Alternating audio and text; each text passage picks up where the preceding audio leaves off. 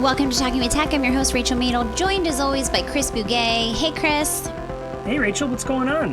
Not much. We have an update, like a tech update that was really big news. I sent you a text message. As soon as I updated my iPhone, I was like, oh my goodness. And that news is Apple is now doing transcripts for all podcasts. And so I immediately was like, oh my gosh, Chris, like, is it true?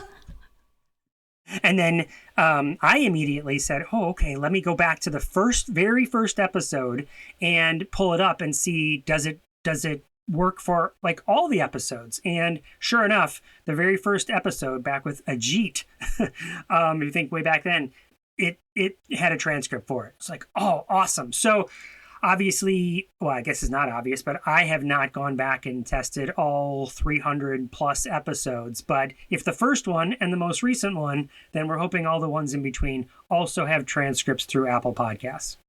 Yes. And we actually just recently got an email about transcripts, and we have some some behind the scenes to talk about with our podcast and transcripts. We have not always had transcripts for our podcast episodes. In recent months, we have kind of started making that part of our workflow, and it's been kind of complex navigating the system. It's like, we talked at one point as a team about what do we do? How do we do this? There's going to be errors. And I feel like I just did a speaking event, Chris, and I was showcasing Google Slides and how you can do live transcripts as, the PSA that we typically do when we just pull up our slide deck. We're like, hey, guess what? Guess what this can do? And someone in the chat was like, oh, but like, is it really accurate? And I'm like, well, it's not super accurate necessarily, but it's accurate enough and it's better than nothing. Yeah. And so we kind of landed on that with, our podcast, and then have tried to figure out what tool we're going to use. And there's lots of transcriptor tools out there, and, they cost money. And so we've had to try to navigate this space. And we recognize as a podcast that's all about assistive technology that we need transcripts. Like, it's like, we're not like, we're talking the talk, but we're not walking the walk if we don't have transcripts. So exciting news across the board. We had already started doing this and we were backlogging episodes, and now, I don't know, now it's available. Now everyone has access. Yeah, I want to give some even deeper details there, if that's okay, Rachel, because I think there might be some technophiles out there being like, well, what exactly did you investigate? So first thing, the Google Slides, I agree that it is pretty accurate, I think. And occasionally, if your distance and background noise and proper nouns like my name, it doesn't always, or your last name, it might be Maydell, depending how it's said. There's all sorts of little nuances that it might not pick up on. And actually, Google Slides doesn't provide a transcript. What I mean is it provides captions that are live captions, but there's no way to download those and then share them in some sort of text file, where some other softwares do that. So for instance, I think, and I'm sure Microsoft Teams does that, where we could be in a video conference. I think Zoom has that ability. And just going through our history, though, we knew a long time ago that we wanted to add transcripts. And the immediate way we would tell people to do that is we could send it. So if people don't know, this is another thing a lot of people probably don't know, is that our podcast, thanks to Luke figured out an automation that the podcast, when it airs, also gets pushed to YouTube. So there is a YouTube version of all the podcast episodes, and those get the automatic subtitles that YouTube does. But that has the same problem that you were referencing earlier, and it's really why that was something that was holding us back from doing transcripts. And Luke was, I think, paramount in this discussion, saying, I'm afraid of putting out transcripts and there being inaccuracies, like you said. And certainly you see that. I think there's jokes all over YouTube about the subtitles are wrong, and he didn't want to offend anybody by accident or have something be an expletive, for instance, or something like that to show up. But this is like years ago we were having that discussion. And then other thing that we discussed, and we even thought we would kind of arm wrestle our way through it, was Microsoft Office, specifically Microsoft Word, has a transcription feature where you can take an audio file, an MP3 file, and you can load it into Microsoft Word and it will transcribe for you. And I was like, well, okay, we have that. I could do that. And that will be how I spend my weekends. I will, every Saturday I'll do 10 episodes or whatever, and eventually we'll get them all. But that same concern, was, but is it going to be accurate? And what happens if we spend all that time doing that? And of course we expected, and it's true, I think it's happened, that the technology is improved. So the accuracy is improved. Now, do we have old transcripts, and how do we go back and do them again? So it's not something that we're just like, yeah, someday we'll do transcripts. It's something we've been wrestling with on this podcast and spent many, many hours trying to figure out what's the most accurate, best way to do it. And Apple seems to have really come through for us here. Yeah, no, it's true. And I feel like, we've had situations too where we've made accidental errors in spelling of someone's name. And, there's things that like kind of fall through the cracks sometimes that like we don't ever want to offend people. We don't ever want, to have inaccurate information. And like, we have been notified, and there have been some situations on, the podcast where something was an error and it was, not well received. And so I feel like it's just like, we want to try our best to be as accurate as we can. And we know that, it's not always going to be spot on, but ultimately, trying to do the best we can here with what we got. Yeah. And we're very conscious. Clearly people who may have a disability related to their hearing. Well, we did have YouTube with the captions and said, well, at least there's something there, even if it didn't bother you that there be inaccuracies, or if you did, because now we're wrestling with accessibility versus inaccuracies. And it's like, well, okay, which one? Because we say, we don't want to offend anybody accidentally, but we also don't want to leave anybody out, because then you can't listen to the podcast at all. So at least we did have this avenue through YouTube, but now there's even more avenues. And that's what we're excited about, because that's an increase in inclusivity and accessibility.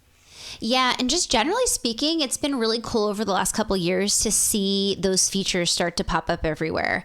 I feel like I remember back in Instagram days a few years ago where like you wouldn't always have the opportunity to add captions. And like now it's like, a part of what everybody does. And, I think partially that's because when people were kind of scrolling, like sometimes people don't want to listen, or they're somewhere where they can't listen, they want to read instead. But it's been really cool to kind of see these tools expand in a way that makes things more accessible. And so I love the direction that we're heading here, as far as just like universal design and being more inclusive.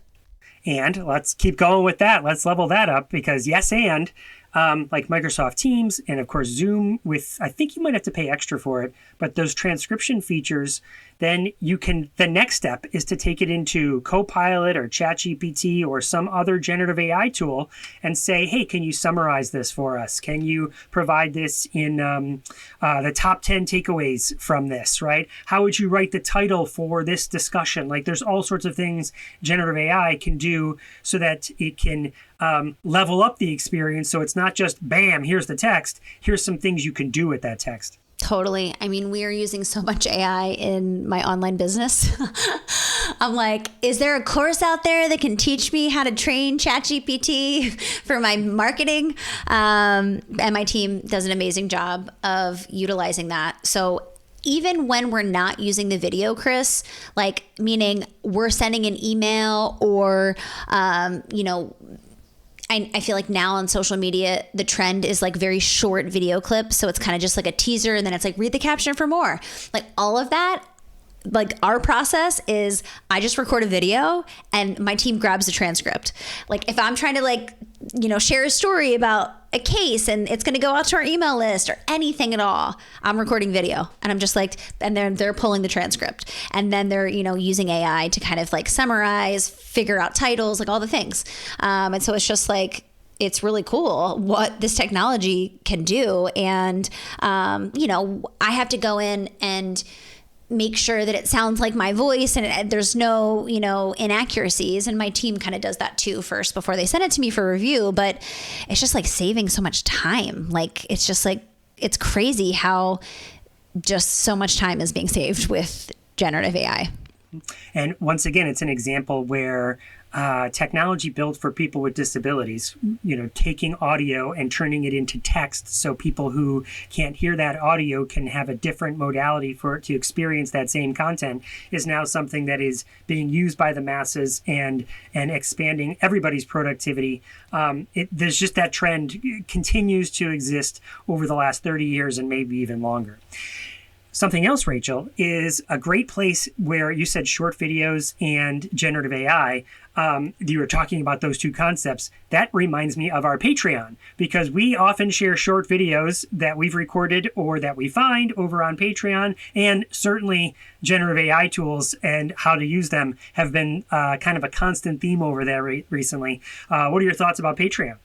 I mean, I love our Patreon. I love when we're at a conference and someone comes up. Everyone always says I'm a Patreon member. And I'm like, oh my gosh, thank you. Like, it's just so much gratitude. And I just really appreciate everyone who's in our Patreon. You make this podcast possible. And without your support, we truly wouldn't be able to do it. And so we're just so grateful for you guys. And, we try to add lots of content in there so you can get some extra resources, strategies, kind of behind the scenes types of things. And so thank you to our Patreon. We just had a new Patreon member, Alyssa just joined. So thank you, Alyssa. If you are interested in checking out our Patreon, you can go to patreon.com/talkingwithtech. And that way you can kind of see what we're doing in there. There's so much content. I feel like if I had joined our Patreon at this point, like I'd have a lot of posts to kind of scroll through, and yeah, there's tons of great stuff in there. So speaking about accessibility, some people who are really passionate about accessibility are people in the interview today. Let me explain a little bit about what this is, because it's a little bit different from our typical interviews. So this is an interview with some of my colleagues in Fairfax County Public Schools. They also work in assistive technology, and on the assistive technology, they call it ATS. And Fairfax is a county that's neighbors the county I work in. And so we're often collaborating in the Northern Virginia area, come across each other all the time, constantly texting each other and those sorts of things. Well, over the years, one of the people that works for Fairfax, it was a gentleman named Jeff Powers. And I didn't get to know Jeff very well, but he and I had crossed paths, and he was very influential in some of my work, certainly. And he was a great champion in our neck of the woods for kind of understanding how, in order for AAC to take a greater stage in the idea of the world, like bring it forward in people's mind, then it needed to be something that we used and amplified through different media sources. So he was like on television talking about AAC and things like that in our like local area. So recently Jeff Powers passed away, and I thought a great way to celebrate his work would be to invite his colleagues on and talk, reflect about his work and tell some stories and share how influential Jeff Powers, who may be listening on this podcast, you haven't heard of Jeff Powers. I don't know that he was a name in the field that people would recognize, but he was certainly influential in our neck of the woods that really pushed the needle forward for AAC and so many users that I think actually had a ripple effect across the country. And so without further ado, I'd like to introduce you to my friends and colleagues over at Fairfax County Public Schools to celebrate the life and work of Jeff Powers.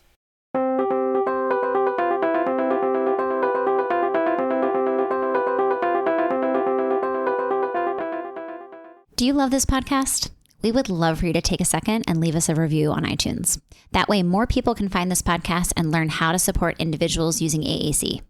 We also love hearing from our listeners. It reminds us that all of the hard work we put into this podcast really matters.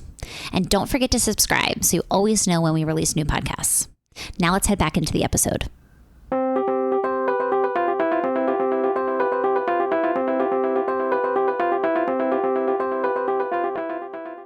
Welcome to the Talking with Tech podcast. My name is Chris Bouguet, and I have the great pleasure of interviewing 5 of my closest colleagues. And when I say closest colleagues, I mean geographically close. They're in our neighboring school district, but also have had the great pleasure of working with for many, many years in a collaborative space. It's always been so great to get together and just talk about, has this worked for you? What's working for you? Are you noticing that? And so I'm sure we'll dig into that.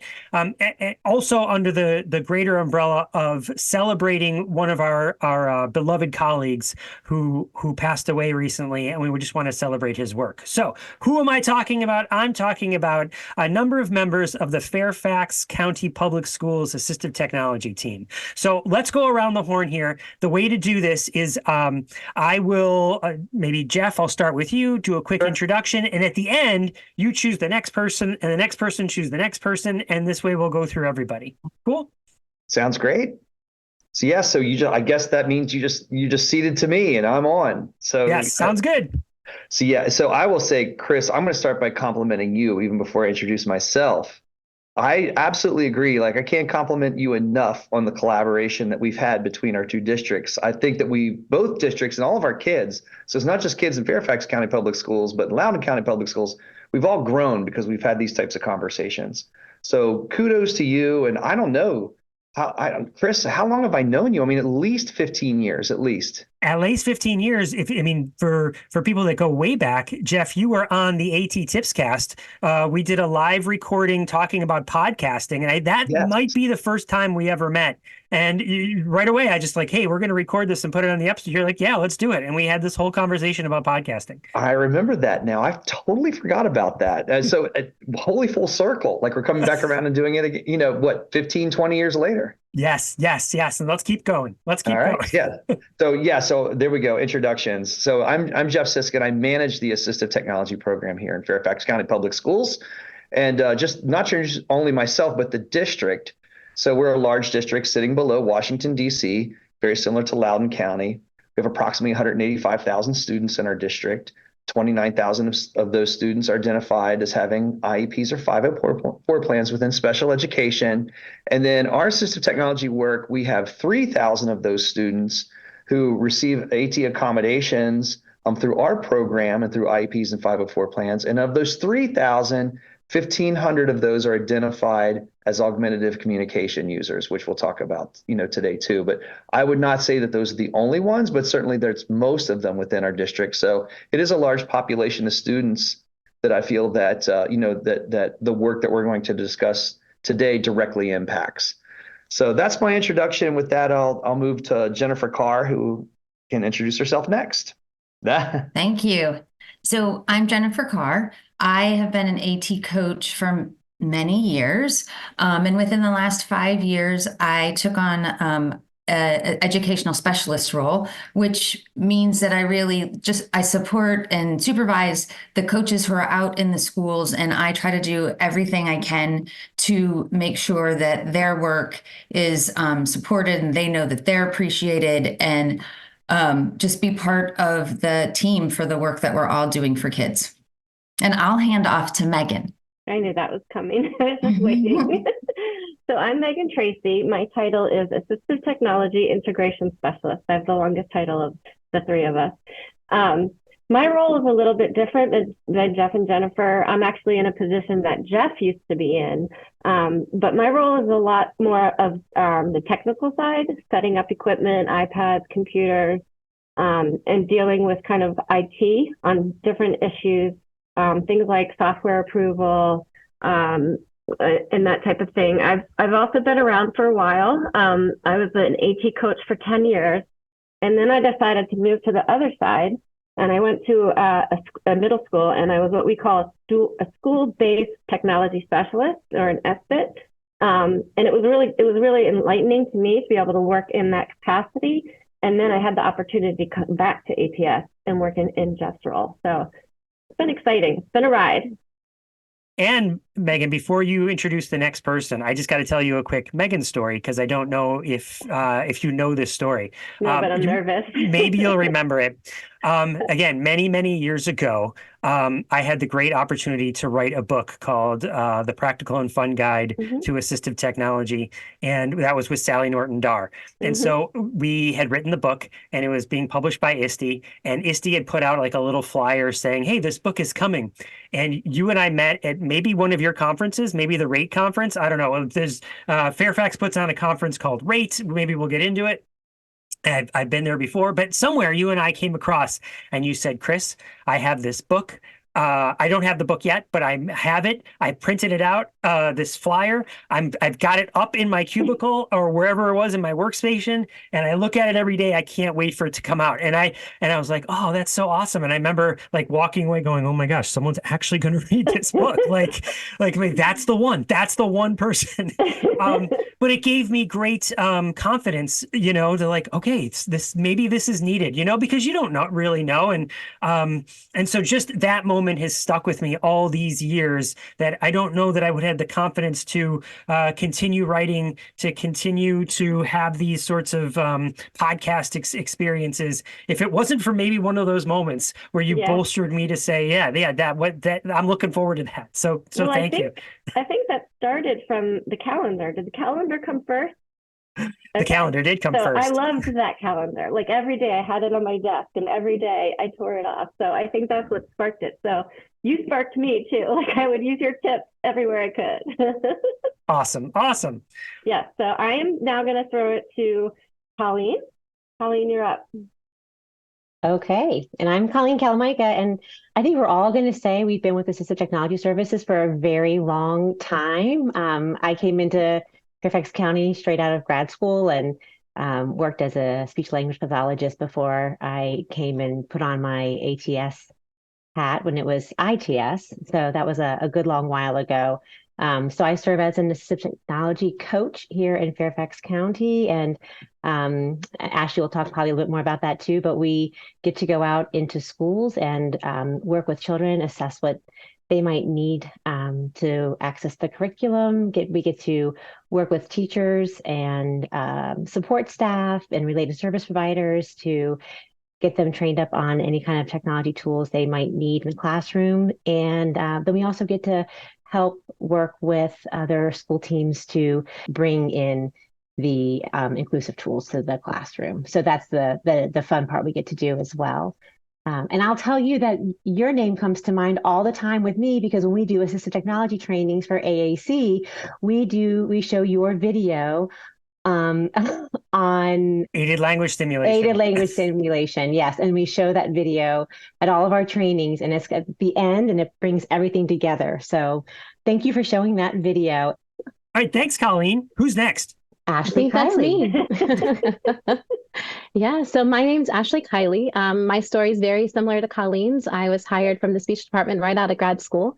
I was a speech therapist for a few years before Jeff Powers actually pulled me in and convinced me to apply for ATS. And so I've been with ATS ever since. So I think I'm rounding on year 15, maybe. I'm halfway to retirement. Not that I'm counting, but yes, it's been the best move I've made. My story is very similar to Colleen's, but I do serve as an AT coach. We're supporting students across the Cat A and Cat B populations, really working with school teams, bringing them up to capacity and using those tools on site with their students across the board. And we also have the privilege of being members of the AAC team within the ATS department. So we really get to focus on in-house trainings for our staff, as well as coordinating those trainings for families and students and caregivers. So it's really an exciting role to have. Awesome. Well, I'm excited to have this conversation with you, with all of you, because we've had such a great relationship over the years, and now we get to share it with the wider world. So one of the things that brought us together to record today was a celebration of the life of one of your colleagues, Jeff Powers, who I didn't know very well, but I certainly met at many conferences, and I do have some very poignant stories to share. Well, one in particular about Jeff. but he was a champion for AAC in our local area. And I just feel like that is an important thing for people to recognize, because I don't know that, speech therapists listening today, teachers listening today would recognize the name Jeff Powers, but he had such an impact, at least on my career in our neck of the woods, that I feel like it's a shining example of that our work really matters. So I won't go into it. You guys know Jeff way more. So tell us a little bit about, how you first met Jeff and what your initial impressions were and what stood out about this man's work, both personally and professionally. I'll start if that's okay. I met Jeff, of course, back when I was an AT coach. He came into the department and was also working as an AT coach. We weren't working very closely. He was located in a different satellite office, and we kind of worked in a different region of the county, but we would get together, at staff meetings and that sort of thing. So I would say I didn't know him that well at the time I left ATS, but when I came back, he was a life changer. He was in a whole new role. He actually had kind of what we called an AAC. He really was an AAC specialist. He didn't get that title through Fairfax County, but he definitely was a specialist. And so we worked very closely together, like setting up the iPads for the communication devices, working on like things he could use in technology to promote his trainings. He just was amazing at what he did.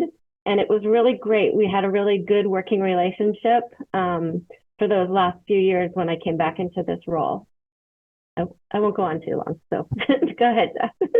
I was going to say, like, I don't remember the first time I met Jeff. And I think that's probably like kind of like aligns with Meaghan's story. And that is really kind of to me, describes his personality and his impact at the same time. His growth, professionally and personally, because he just became that more and more over time.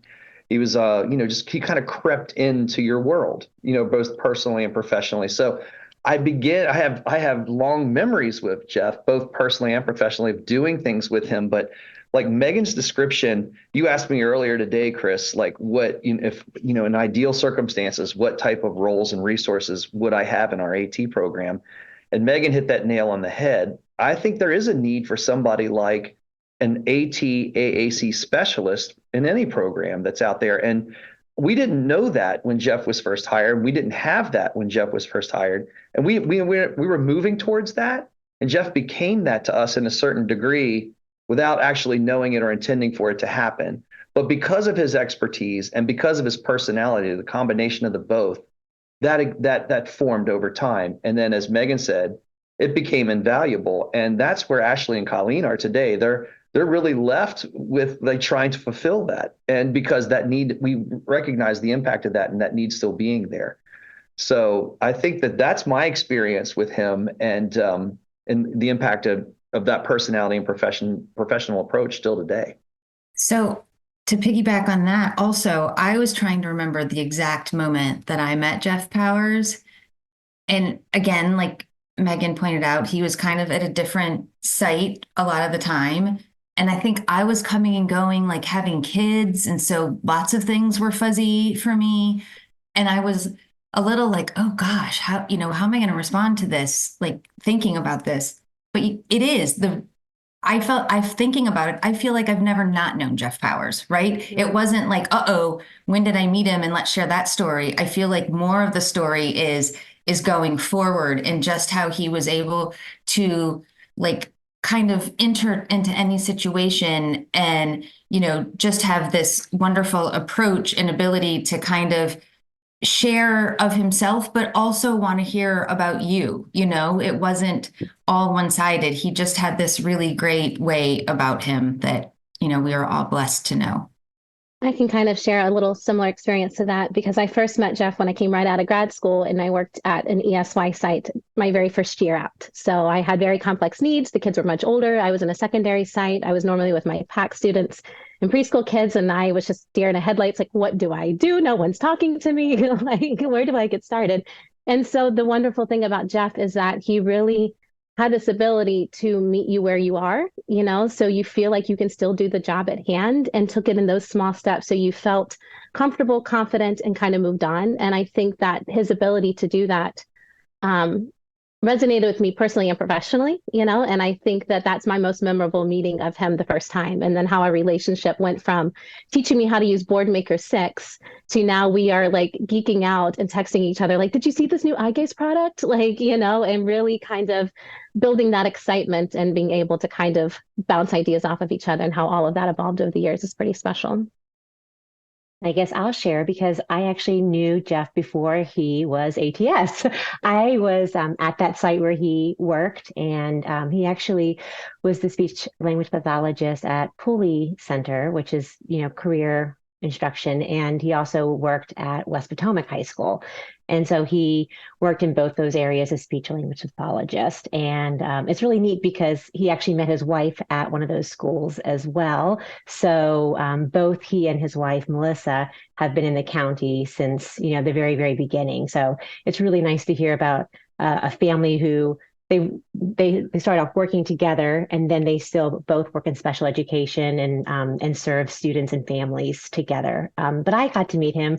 They were taking, I think, one of my after school classes that we had to come and learn some of the assistive technology. They both came to class together, and he was the speech pathologist over in our low incidence population. And I just remember he just had that natural knack with people. I remember him sitting down and chatting with the students and working on communication devices. And it just was really natural for him, connecting with the kids and connecting with the teachers. And he just had a really great knack of connecting with people. And that's also one of the reasons why, we kind of drew him in to assistive technology, because he knew how to work with people. He knew how to work with kids, how to connect, and everybody felt valued and wanted to be on Team Jeff. So, Colleen, that word connect really resonates with me, because that's one of the ways I felt like I connected with Jeff, is that he understood that that in order for the change to happen, having more AAC devices, kids learning language using AAC, inclusionary practices, it had to get the word out to a larger audience, right? It wasn't just about a handful of people in our neck of the woods. We have to spread the awareness of this far and wide. And that certainly stood out because he did some things with that were I certainly noticed through general media, like on television and on websites, and he wrote some articles, I think. Like there was like news reports about some of the work, and I can remember him him with the banner underneath, and like, oh my gosh, this guy's talking about like the AAC, right? Like, yes, go Jeff, right? Do you remember some of those stories where he connected with a larger general media audience and sharing with those? Anything around those stories? I will say that I'm a media glutton. So I think that I can't value that enough, just because we can tell the story, right? And that all is well and good. But when you actually see the story and hear other people engaged in the story, then so many people connect with it in different ways. And it's just so much more valuable. So the one that stands out to me, because he's in a lot of our public videos.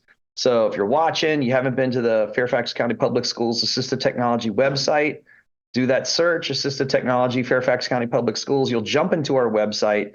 And of course, with Jeff, it's specific to AAC. Probably we're going to find most of his content. So we have a content card that's there for augmentative and alternative communication. And there's a litany of videos, in that section, and Jeff will be in most of them. But the one that I remember specifically, because I was on the back end of it, was at Great Falls Elementary School. And another assistive technology coach was hosting an AAC awareness fair that day. So there were a couple students that were new to receiving AAC devices, and the school was new to receiving students who were using AAC. So it was really kind of a new experience for everyone.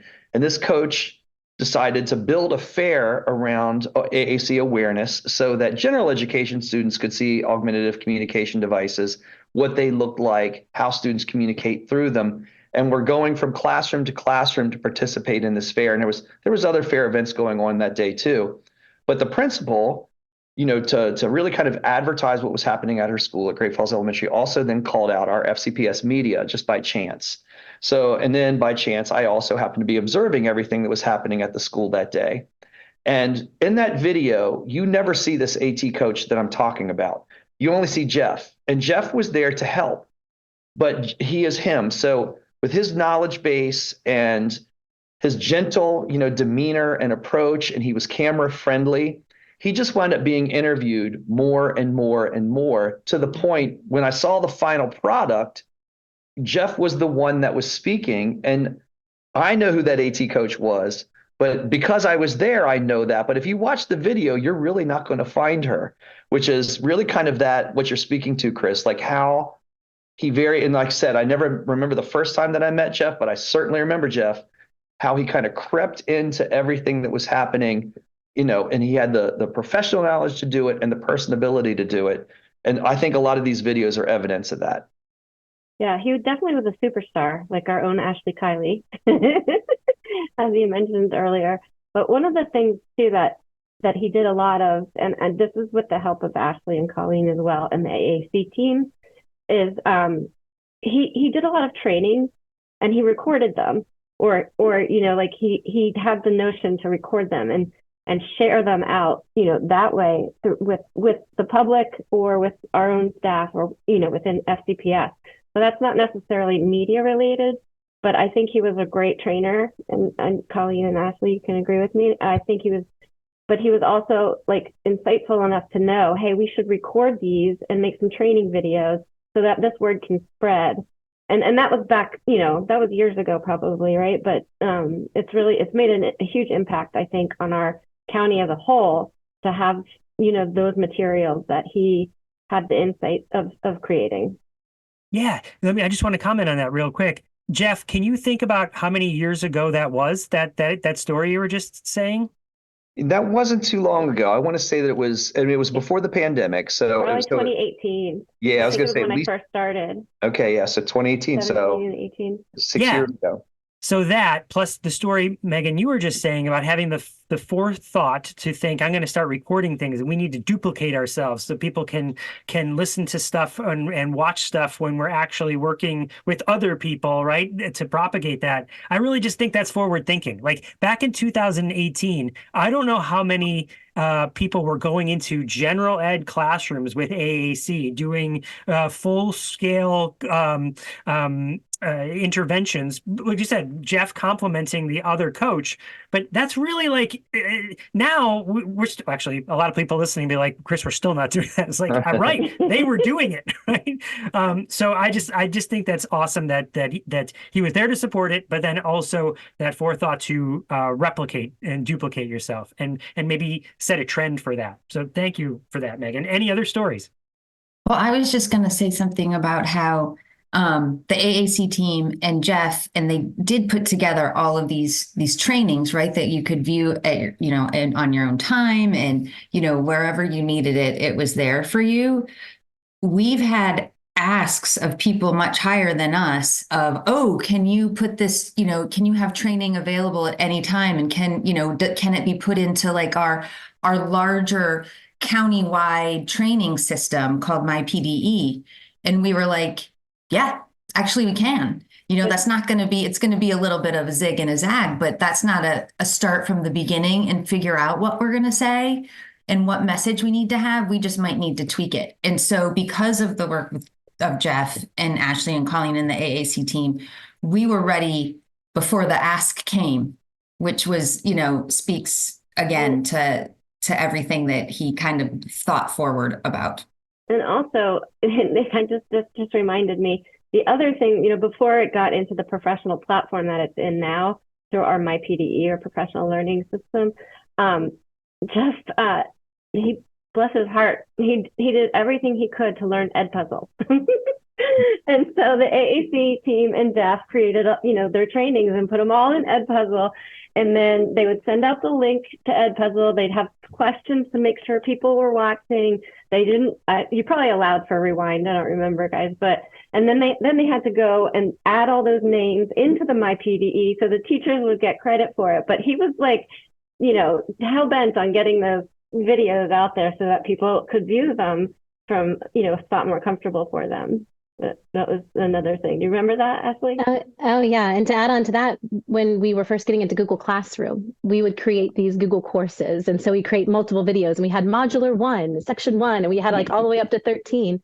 And it all had that same structure that he valued so much of, let's talk about language development. Let's talk about the operational of, uses of the device. And now let's talk about implementation. And so if you go to the website and look at that communication card that Jeff had mentioned earlier, a lot of those videos are him stressing the importance of training about the children being communication partners. As you, as the facilitator at home, how can you model? How can you comment? Even the little tricks of post-it notes on a book, he's modeling of how can you expand upon language and still use the device. So he really valued trainings and all the new ways of which to get the message out in ways that are available to most. And didn't you say, actually, in one of his videos, he was actually modeling, but he was using his own children, his daughters? Yeah. So 2 of the videos are of his own kids, which they were troopers and excellent AAC users, I must say.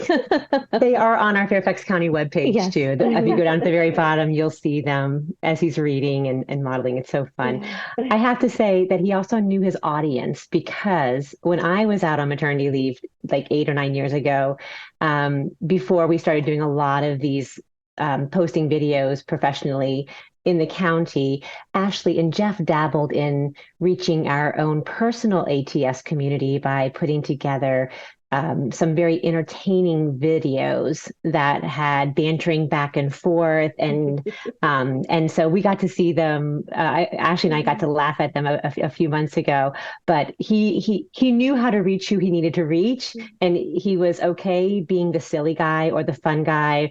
He could fall into whatever he needed to be that guy that helped everybody. And I have to tell you, I love watching those videos. Those are in-house and so much fun. That was the Jimmy Fallon hashtag video, right? Yes, hashtag going back and forth. We did. We definitely were very excited about getting our staff excited to learn the latest and greatest about core language and the use of that on devices. And so we actually wrote out the script for the Jimmy Fallon and Justin Timberlake hashtag skit, and we had our parts and we're taping it. And we sent that out to staff, being like, come to after the staff meeting, we'll teach you all about it. And we even had another public service announcement where he was like, does AAC have you down? And I can't do it justice. He's much funnier and much better at this than I am. But he always had a good time, and he definitely used humor to kind of connect with people too, being like, it's not that bad. Like, let's come talk about it. Let's talk through strategies. So it was a lot of fun working on trainings with him.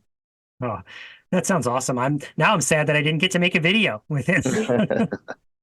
All right, let's talk about even broader contributions to the field. I'm going to start. I want to tell you my Jeff Power story because I don't know that any of you know it. Do you remember, Jeff? I think you were there. Maybe Jennifer, you were there. Maybe around 2016, there was a conference at George Mason University about accessible educational materials. Do you remember that? Yes, I do. Yeah. I had a little bit of a hand in helping make it with doing like an ed camp style, putting it together. So one of the sessions was, and I don't remember what the title of the session was because it was ed camp. Like people said, we want to talk about AAC. And so Jeff and I found ourselves in the same room together with about, 15 to 20 other people, kind of sit in a big circle talking about AAC stuff. And this was one of the first times where I said, okay, here's something I think that I would like to share with everybody and like people's feedback on. I'm thinking maybe we could change the model where if we have a number of kids using the same sort of thing, what if that became the thing? And it's not the thing that everyone would use, but what if it was, we made adjustments then say, okay, well, this maybe would be like our tier 1 or tier 2 support. And then for kids that we know that wouldn't work for, this would become, or later on, then maybe it proves that it didn't work for, we could use a more, specialized, figure out what they need sort of approach. And everyone in the room was like, no, that's not how we do it. Chris, what are you talking? That's not how we do it. We do feature matching. We look at one kid at a time. You can't group them like that. And I was like, okay. And the room ends and I just kind of sit quietly and Jeff turns to me. He's like, that makes a lot of sense. He's like, that makes total sense. He's like, why are we spending so much time? I can't get to implementation because we're figuring out what the kids need, and then the kids tend to need the same sort of things. So yeah, Chris, do that. And you guys probably know Mike Murata, right? Mm-hmm. So years ago, Mike Murata showed me a video, a TEDx video called "The Power of the First Follower," right? Where if there's somebody might have this idea, but if nobody comes along and says, "Yeah, I'm going to dance with you," or I think that's a good idea," the idea dies, right? And Jeff was there again, Meaghan, in the same sort of way about the book in a parallel story. Chris, keep going. Keep going. It's like, oh, okay. If you think, Jeff, if you think this is a good idea and you're this media rock star, then I think maybe there's something here to something to this. And I think that's grown over the years, thanks to Jeff, right? Because again, I don't know that I'd have the confidence to go out and say, well, that person believed that was a good idea. So let me go see if there's some other people that will believe. The power of the first follower there was Jeff whispering in my ear. So thank you, Jeff, because I think that has rippled effects with a lot of people that have implemented that approach now. So that's my answer to one of his big contributions to the field. What are some other things that you can think of? So I'm going to share a story that one of our other coaches shared with me shortly after Jeff passed. And it was in that he was like a consensus builder, right? Her background wasn't in AAC. She supported kids with AAC. She enjoyed it, but it was not, kind of her natural go-to. And so she asked Jeff to come out on a number of occasions to partner with her. And she said, whenever Jeff was with me or talking, with me about a specific student, he always made me feel like I had something to contribute. It wasn't, I'm the one with the speech background and, learning language and that kind of thing. And, let me tell you what you need to do. He brought her into the process, and she always felt valued, and she always felt that there was a place at the table for her. And I think that is kind of just Jeff in a nutshell. Like, he always brought people in and gave them a seat at the table and listened to their voice. And I think, like Asha said earlier, met people where they were at. So never made anyone feel like they didn't know what they needed to know. But I think everyone on their staff would echo that. He definitely built capacity. I mean, he and the AAC team, which he led, he built capacity around AAC at ATS. I mean, it was difficult for myself even coming in. I was an LD teacher. I didn't know anything about AAC. So having a role model or a resource like him in our department was really pretty great. I mean, and again, back to what Jeff said, if we could just get the county to recognize that there's true specialists out there that really are, we need them, we need them to be in that professional role. I think the genuine way of which he approached people really showed. And I think it saw you as a person, it saw you as a professional. And I think the way that he was able to talk to parents and to teachers and to kids made you feel secure, and that you were seen. And then you were able to take those next steps forwards, because being the gentle giant that I always teased him to be, he was able to be in those really tough meetings. And then everyone requested him thereafter because he was able to keep calm. He was able to kind of hear the frustrations, not take it on, but really kind of help guide conversation in a very gentle way. Of like, I hear what you're saying and I hear what you're saying. Let's kind of piece all those pieces together and make those steps forward so it's still in the best interest of the student. So that's just a really amazing skill that he had. But all of these things are absolutely true. And I was just thinking too about how Jeff was absolutely brilliant in what he did. Like, he was a huge, big thinker. He was always listening to a podcast or reading up on something. And sometimes it was AAC related, but sometimes it was like really, like geeking out on other things or big picture ideas. But when it came to AAC, he did have those big ideas and wanted to learn more and more. And he knew what a big responsibility he had. And he really was like, this is the best job ever. And it is a huge honor. Like, he absolutely loved it. But one of the things he did really well is he took all these big things and he gave it to you in the bite size you needed, right? So if you have if you had a parent who came in just starting out, it was like, let's just keep it really where we need it, right? When it came to assessments, it was the same thing. When it came to training, the same sort of idea. And so he was really good at knowing what people needed and could either and just really could connect with people on that piece. And I thought that was really great for him, because people always left thinking, you know what, I got something I can do, and I can do this. So and it was not just in AAC, it was in life. People would come in to talk about AAC, and the next thing you know, he knows about the people's kids, about what's going on, because he cared.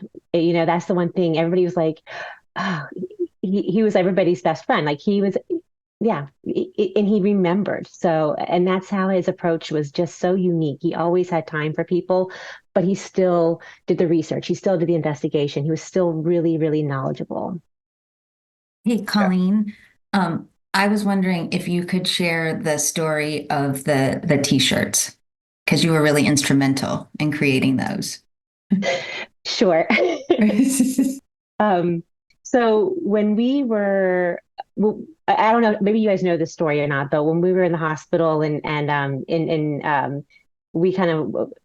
we were there with Melissa and some of the other really close friends, and we had found out that he wasn't going to survive. We were all sitting around outside, kind of trying to help with what we could, and we were talking about him. And I remember Melissa came out, and everybody who comes in was saying, "Gosh, we just love Jeff. We just love Jeff. He was the best guy." I mean, he was just, and people would come in and talk to his parents, and his dad was just in awe. Like, I had no idea the impact that people had, right? And when they did, but before he donated his organs, and so when they did this walk, this hero walk going down, they had the entire hallway was filled. They had over 200 people come in. When they went through security, they were like, just go, because there were so many people, and the family was just so overwhelmed. They had no idea that he was that famous, like really and truly. And we were sitting here, and at one point, Melissa, his wife, was just like, she said, damn it, I know every time I say I'm Melissa, I'm Jeff Powers' wife, they're like, oh, we love Jeff. We love Jeff. She's like, I know, everybody loves Jeff Powers, okay? When everybody loves him. I said that to her. Right? I was like, and so I'll have to grab this shirt. And so then we were talking about what we're going to do for the celebration of life. And they were like, we don't want it to be like so sad. We want to share all these things. And everybody's talking about this. And so we were like, let's just throw out t-shirts. We'll throw out shirts. And what are you going to put on them? Everybody loves Jeff Powers. So that's how these shirts came up. And so at the service, we, ATS came together and pulled together, and one of the groups down there loves to cricket. So they, we designed the shirts and made the shirts. And so at the end, here his wife and some of the people were just tossing out shirts. So it just really embodies, who he is. So you go around the county, or you see people, and we now have these really fun, simple shirts in blue that says everybody loves Jeff Powers. And she made it curve up because it's everybody loves Jeff Powers. And they do. I mean, you go into a school, and when they heard about this, every school I went into, somebody came up to me and said something, because his hand, those devices that go out, everybody, you would never even know. Everybody knew him, especially if you were in special education. So there was no bad thing you could say about Jeff. And even the toughest advocates would ask for Jeff, because of the way that he supported the teams. Yeah. That's an awesome story. Are there other memorable stories? We've heard a few. Is there any others that's going to stand out in your mind? I will go with this one. So we've talked about this one in staff, and I think we still hold on to it as one of our endearing stories with him. So one time somebody either had some type of celebration, a birthday or a wedding celebration, something like an inter-office celebration. And of course you have a cake, to celebrate it. And this to me speaks to how well loved he is, kind of piggybacking on what Ashley and Colleen were describing. This is very, to me, uncharacteristic. I don't know what Jeff was, where he was when he saw this cake, but this cake was in another room from where the actual celebration was taking place.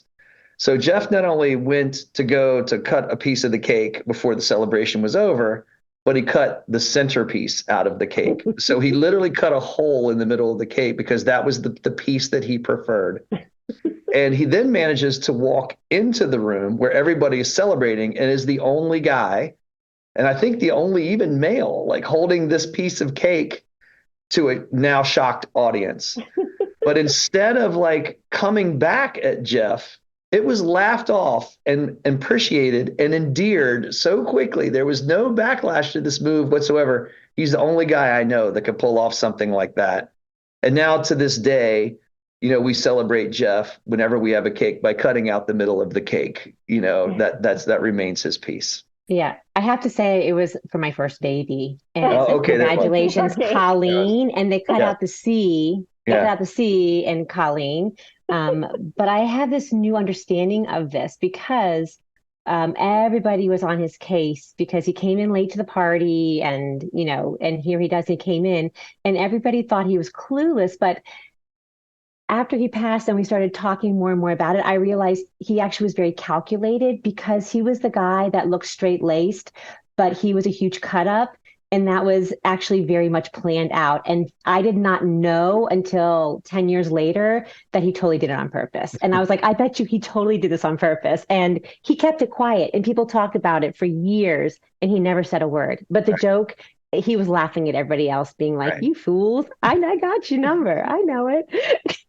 The other thing about him that you would never know is he was a black belt. He just recently, I know, this year, right? This school year for sure, he received his black belt. And to me, that was always so amazing. But I think it kind of goes back to what you're saying, Colleen. He's very calculated. He really, he thinks in a way where, I feel like a karate move would be coming, And then Jennifer has a good story that also relates back to something Colleen said about him being such a good researcher, and he always wanted to learn and learn more. So I'm going to let Jennifer share that story. Yes, he did. He was very detail oriented. I'm sure that C was cut out with precision, Colleen, in that cake. So there was a number of us that were having lunch together, and he was talking about the show Ozark, which was popular, right? And a lot was going on in the show. And at the beginning of the show, it would have like an O, and the O was cut into quarters, right? Divided. And in each quadrant was a picture. And that picture was somehow represented within that episode. I noticed the pictures. I watched the show. It was good. But I just kind of passed over me, right? He would take notes on paper. He would write down, alligator, raindrop, whatever it was. And then he would wait until he found it in that episode and relate it back to the picture. And I was like, good Lord, I figure television shows, if I don't catch something, they're going to come back by and give me more information because, I'm not paying that much attention, but he got it all. So he was not going to let one thing. And I was like, I have never heard of anyone taking notes to watch a show. That's next level. That's such an AAC specialist move, right? To look at the iconic symbols and go, okay, what's that? You're absolutely right. All right. Any other stories before we move on? I just want to say one more thing. Whenever we did training, he would always have everything set up. He would send us an email of thanks guys, thanks pals for doing the training tomorrow. Just letting you know, I'll have everything ready to go. You're going to rock it. And then we always got a text message or something afterwards being nailed it, or, you're the bomb.com. You're the bomb.com, or,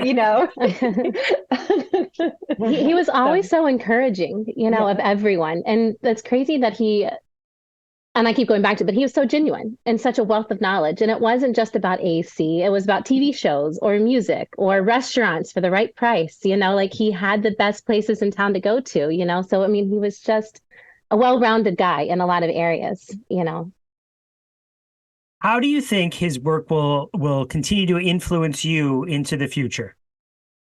Personally, I think I would like to be more like Jeff, in a sense of becoming as knowledgeable as him, meeting people where they are as him. Even the smallest successes are still a success, and bringing it back to basics for those that need it, just really being that flexible mindset, and really that the end goal is just to have the kids use the device, communicate with us. It doesn't have to be this grandiose thing in one meeting. You're going to sell it to the team and they're going to say, oh, that's it. That's what we want to do, and that, orchestrating it and moving along and that slow, steady path, is something that he did phenomenally well, that I think really made a difference across a lot of schools and a lot of different situations, that for me personally and professionally, I would like to be more like that and modeled his contribution to what he's done. He was definitely good at taking research and making it happen. That's not an easy thing to do. I think a lot of times, we can dive into research and think that we should be doing that. And then we do our best to attempt to do it. And then it just doesn't plan out or play out the way that we would like it to. And I think that Jeff was, just one of the best that I've seen making, new research ideas come into play. And I think it's something that I think that we're all continuing to strive for. I was just going to say that, we talked about, Jeff being able to hear everyone and take in everyone's, thoughts and the directions that they're coming from. And I know that I've actually thought in my head, kind of like, what would Jeff Powers do if I've been in difficult conversations, because everyone really just wants to be heard. Everyone really wants to contribute. And so if you take a step back from like what you want or your position and just being able to hear everyone, you get some really great ideas that come out of it that you never thought about, but you also get a chance for others to hear kind of what you want to say. So you do build more of that consensus and kind of bring in everyone as partners and stakeholders. And that's one thing that, like, when I'm having, a challenging situation, that I do really think about Jeff, and I really do try to channel him. For me, on a personal note, it's, I think that there's a lot that needs to be done. Like, right in the job that we do, we have lots of kids and families and teachers to work with. And so I can sometimes get tunnel vision of the things I have to do. And so what this is reminding me is to, Colleen, take a step back and enjoy the people you're around, like whether it's at home, but also in work, in your situation. So, the email will get there, something will get there. When you ask, how are you doing? Listen to how the person is really doing and engage, and there'll be time for the other stuff. So it's one of those, don't get overwhelmed. Listen to the people and take a moment to breathe and engage more. And I appreciated, someone said it earlier, how detail oriented he was. And that's something that obviously I think I could improve in my life, but like, he used to set up calendar meetings, like, and then if I didn't accept the calendar meeting, he'd come in and he'd be like, Meaghan, you didn't accept my calendar meeting. I'm like, Jeff, you're right down the hall. We don't need a calendar meeting. But it was helpful. Like, it was an organization and it was his way of doing things. And I definitely appreciate it. And I think I would strive more to be like that, like Jeff Powers. There's the hashtag right there. Be like Jeff. For the people listening to this episode right now, especially the younger therapists, younger teachers, but really anybody, like, this is what you strive for as I think professionally and personally, right? For people to have such reverence for your work, to have people understand the ripple effect of your work and how many families are better because of your work. And that's certainly Jeff, right? So hashtag be like Jeff. Yeah. All right. I think one of the things that I heard you say is that Jeff loves learning, and Jeff Sisk, you had said it's not easy to learn about research and then put it into practice, right? And he seemed to be really good at that. I know that I'm a little jealous. I didn't get to go to the recent CEC conference, the Council for Exceptional Children. I got that right, right? Yep. But some of you went. So with that in mind, what are some of your takeaways from that conference? Share for everyone else who didn't get to go. See, the first thing that comes to mind is that I think that there was, you always see your community in these settings. And, it's not just even the AT community, but the special education community. And I think that what I took away from that was a lot of good conversation about the easiest possible ways of implementing any new program, an instructional program. But for me, selfishly, I'm looking at AT, and to dive into Jeff's work, AAC. So, and I know, Chris, you're a big proponent of this too. Like, how could we build more inclusive practices? How could we, provide additional accessibility? And I know that, sometimes people want, to me at least, take something like an AAC device because it's a different device, right? And it might be removed from, what would look like the regular computer that a student would normally use. But it's all not really much different. It's just a matter of exposure, to that type of communication. And any ways that we can to make that simpler and easier are going to be better and more inclusive. And we talked about it earlier today, right? Like bringing those tier 3 practices into tier 1 and tier 2 practices. And I definitely see ways that AAC is starting to fit into that more and more. And so we saw conversations surrounding that with other professionals at CEC. And that was, at least affirming and positive for me coming out of that conference. Mm-hmm. Jeff, just to comment on that real quick, the number of accommodations that have audio supports, like read aloud, text to speech, right? I bet you that's probably your most frequently used accommodation. That's certainly Sure. in our neck of the woods, right? And Sure. our second most frequent, visual supports, right? Sure. So here, what if we provided audio supports and visual supports in a structured manner? What is that? That's AAC, right? So it certainly makes sense how many more kids could, again, moving it down to being more of a tier 1 support. And I think we see this. That's sort of what your example was with the elementary school is, let's get more general ed students understanding. Let's put more AAC, even low-tech AAC, paper-based AAC around the school and teach people how to use it. And because it's such a universal thing that we could do. So it's totally resonates with me. I'm so glad that was a takeaway and people were talking about it at CEC. Sure. And we had a lot of interaction with Lesson Picks because there is a vendor expo area. And so, we use that, in our district quite a bit.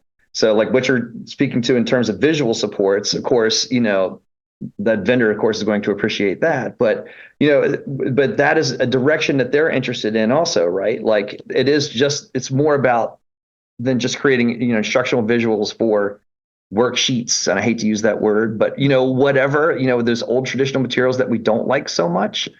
And that's just even with the vendors, not even, with some other of our colleagues, we're having those types of conversations too. So one of the vendors, speaking of vendors, that I was very impressed with, and you might have heard of her. Her name was Dell, and I can't pronounce her last name, or I don't know her last name, but she is the CEO of a company called AI Learning. Have you heard of that? Mm-mm. So it's kind of funny. I was talking to 2 of my colleagues this morning, and they saw her at Closing the Gap. So they knew exactly who she was and what her product was. But she's 21 years old. She went to Cornell, and now she's at Stanford. She was just amazing, and she was so inquisitive of us and like our system and how things work. And I was like, well, do you have sign on with Google? and she's like, wait, what's that? But and I'm not getting paid by her, by the way. But she was really impressive, and her product it was very similar to like a Choose It Maker kind of product. She creates these. She has mostly math materials, which we're always looking for. I don't know about you guys, Chris, over there, but she really she creates all these materials. They're Switch accessible, eye gaze accessible, like everything down the list that we would look for. She's made it and done it, and it was really, really impressive. Actually, the Lesson Picks owner introduced us to her, but she was great. It was really encouraging to see such a young, smart woman, trying to create her own business and really like getting out there and doing it. And I was really happy to hear she was at Closing the Gap as well, because that's, it's perfect. She's really getting out there. And prioritizing universal design, right? Making sure that the product can work for everybody at the inception phase, rather than, oh, right, I was supposed to add that feature. Okay, how are we going to develop that into it, right? Right. You built it in the first place. So it sounds like she really understands that. And how awesome is that? It's definitely one to go look at. Yeah. AI learning. Any other takeaways? I think another takeaway is that it was kind of affirming to us, right? That we're on the right path. We're doing so things that people were talking about, we're either thinking about doing or already doing in a lot of instances. So it was nice to hear similar messaging. And there was a speaker who was talking about recently that came out the myths from OSEPs at the national level. And so it was good to hear that there was buzz around that in the conversation. And one of the questions is, do you need an AT assessment to have AT, right? And it was like, no, so that was really great to see also being, kind of promoted. All right, last question to kind of wrap us up here is to think about what are you curious about? What's got you excited? What are you questing after in the world of inclusive design, in the world of assistive technology, in AAC, all of it? What's got you sort of like, tingling with excitement? And let's do the same way that we started this. Pick somebody. Jeff, we'll start with you. And then the same thing, pick somebody and we'll roll on. How does that sound? So I'm really kind of centered around just maybe a broader concept of inclusive practices and really kind of driving not only, just what we consider as our high instance accommodations, because you mentioned those with text to speech, and we were talking about read and write earlier today, but also, of course, with AAC. And I think that we've really had some discussion, like good discussion just recently, Ashley and Colleen, specifically around, really kind of identifying speech generating devices versus like what you're describing, Chris, as visual symbols, right, in AAC. Because as we're delivering that message and I feel like we're delivering this message more and more, I feel like I'm going to be branding this next year, AT is everywhere. I feel like that's coming down the pike for us as the Fairfax message, because it really is. And AAC really is everywhere. And I think in the past, we've almost segmented it to being a speech generating device, but it's certainly not. It never has been. But I think we've gotten better at talking about it. And in terms of like best practice research and implementing that best practice research in the spirit of Jeff, right? Like something that he would do is to look at be specific about that verbiage, be intentional about where we're finding AT and identifying that with school teams so that, if they're feeling like they're not having access to it, they actually do. And I think that we're getting better at delivering that message, and that's exciting to me. Awesome, Jeff. Who's next? I didn't identify the next. I'm going to go with Colleen. Sorry, Colleen. I'm sorry about that. That's all right. I knew you were going to call on me. So one of the things that I think there are a couple things that we're working on in the AAC world. And one of them is that we were excited about is really starting to work a lot more. Over the last decade, we really have worked with getting together with the speech and language department to support AAC. And we also have an ABA coach who is an AT coach as well. And he's been able to get his foot in the door working with ABA coaches. So we are actually, Tong has been asked to come and present to the ABA folks on AAC. So I think that's a huge gain because, trying to have everybody work collectively as a group to support our kids who have complex learning, complex communication, we need all hands on deck. And so I think we really are going to learn from our friends at ABA in the ABA world. We've had a history of working to connect with the speech language pathologists over years, but that is also growing. So we're really excited about, what we can learn together to support our kids. So that's one of our big things. I think we're excited to see where that's going to go. I think it's really great because we do have a lot to learn. And I think being able to see if you look at the AAC language or the communication language and the ABA language, if you actually open your eyes and look through it at a different lens, it actually can really connect. And I think that that's something that I know I'm learning, and we have to continue to learn so we can grow and we can do better. Yeah. Well, Colleen, just to comment on that real quick, fighting about it's not going to help, right? So finding some sort of common ground and move together definitely seems like the right move to me. Ashley, did you want to add something? Well, I was just going to share the excitement that Colleen and I and the rest of the AAC team were able to host a AAC integration workshop with some teachers, and we really got to dive into some more descriptive teaching concepts, and really be able to brainstorm. Everyone's kind of focused on that academic language. How can we break this down in easier ways of using all devices? We had teachers come in and SLPs come in, kind of sharing the successes that they've had at their schools, and just kind of had a think tank afternoon, being able to kind of swap those ideas and the successes. So, diving more into that. As we end out this year and next school year, it's going to be really exciting. And then the perk too is that Jeff really loved the Things Explainer book. So we were able to kind of also order those and dive into that as well. So we're bringing him along with us, as we kind of dive into that more. Wait, tell us more. What's that? It's kind of a very simple resource of like, if you have this very complex term, what are some simple ways of which you can describe it? So all of the things that we talk about it's not really AAC focused. It's just taking complex terms and breaking it down into simple ways, which is exactly what descriptive teaching is really focused on. So real quick, let me comment on that. And Meaghan and Jennifer, I don't want to steal your thunder in case this was going to be your thing.